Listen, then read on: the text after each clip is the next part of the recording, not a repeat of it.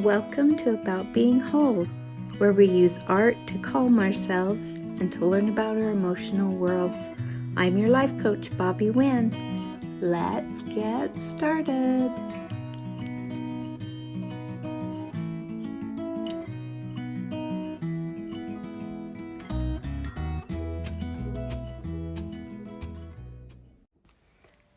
Hi!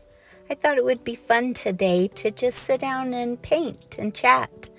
Talk with you like I would one of my coaching clients. Today I thought that we'd talk a little bit about getting out of our own heads. Oh, it's such an awful place to be because we just can't see beyond the end of our nose when we're all in our head about something, right? And here is the reason. The reason is that every single one of us live inside our own little personal bubble. And the majority of our time, in fact, if I were to guess, I would say 95% of the time, we are living inside the bubble and can't see out of it. And that bubble consists of everything from just the daily minutia. You stubbed your toe, you have to fill up the gas tank. Some child is crying because of who knows what. Everything from that, the minutia of daily life, to the hard, painful, real and raw experiences that we're also going through, and everything in between. And sometimes that bubble that we live in, that we call our life, is so foggy with so many different things competing for our vision and our understanding and our time and our thought process, that we just can't see out of it. And we need help. We need help getting out of our heads. So that's what we're going to talk about just a little bit today. This painting I'm doing is called Perspective. And I painted it a whole bunch of times. The first time I painted it, I was so surprised at what it ended up being. I just started drawing this funky little painting this funky little folk art bird, and I actually didn't like her too much, but I kept on. And then I added splotches of paint and decided I'd make a little garden behind her. I really, really like doing loose florals. And the reason I like doing that is because it kind of forces you to lose a little control. So the first time I did this painting, I hated it. I hated it because as I lost control of each flower that I dabbed a little extra paint in, or paint from another flower started to bleed into the next, I felt that it wasn't okay, that it had to look like something that I had envisioned in my mind. But that's the thing with loose watercolor, is once you dab, like I dabbed this little blue in right here, and the second I dab that into that wet yellow, it's out of my control. And I just have to adapt. And that's how life is too, right? And it's hard for us sometimes to see, when we have all these messy little things in our lives, that all those little messes can actually add up to something beautiful and something okay. When I think about this little bird living in her messy garden, I think of her spending most of her time down with the dirt and the stems and the weeds and the bugs, and not being able to see what's actually happening in her garden because she's so surrounded by what's at her immediate eye level. And that's just how it is with us. Sometimes we just can't see past the immediate needs of life, the immediate emotions that we're feeling based on our circumstances. And when we live in that bubble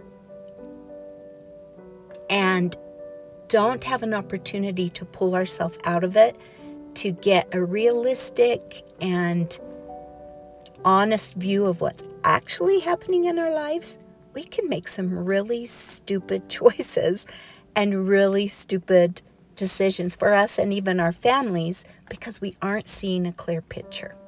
Does that make sense? So it is so important for us to figure out how to step away from what we think is our reality, which is all the mess that's filling up our heads, so that we can see the truth. So several years ago, I went to New York City all by myself, and that might not seem like a big deal to you, but it was a big deal to me because I've got anxiety, and I went on purpose because I wanted to do something that would scare me, to teach myself that I am bigger than my fears and I'm bigger than my anxiety. And I left a home that had a couple of teenagers and a couple of young adults. Well, they weren't all at home, and I was worried about all kinds of different things with my family. And I was afraid, oh my goodness, will everything be okay if I leave? If I'm not there, will this fall apart? Will that fall apart? Will so-and-so get to school? What if they, I was so worried about all those little things. And it kind of consumed me. Well, I got to New York, and I know a lot of people don't like Times Square. I love Times Square. And the reason I love it is because it's so full of humanity. So many different people from all over the world with different stories, different trials, different joys and successes. And I remember sitting in Times Square looking at all these people and wondering, I wonder what their story is. I wonder what they're worried about at home. And suddenly I had a different view of my own life. It was kind of like if you're on Google Earth, and you know how you expand out. You start at your little city and then you go farther and farther out and you see the world instead of your little city. That's what happened to me. And I realized that all of the things that were consuming me at home, that I was worried about, that I was afraid wasn't going to be okay, really weren't as big of a deal as I thought they were at all. And I was able to go home feeling good and feeling okay and being able to let go of worries that were just silly and focus on things that I really probably should have been focused on. So there are a lot of ways that we can get out of our own bubble, but one of the really good ways is just to ask a friend, hey, what do you see? Someone you trust. What do you see? A third party who is not emotionally involved, but who knows you well enough to be sweet with you, or not. Maybe you need somebody who's not sweet with you, but ask a trusted friend, what do you see? What do you think's happening here? And sometimes that will really give us perspective that we can't see because of the fog. Sometimes it's really good to step outside of ourselves and imagine ourselves as a stranger looking into our lives, because strangers don't know our story, right? Strangers don't think bad about us because all they see is what we put out there in the world. So that's a really good thing to do too. Look at your life as if you were a stranger. And what would you think was cool? What would you be impressed with?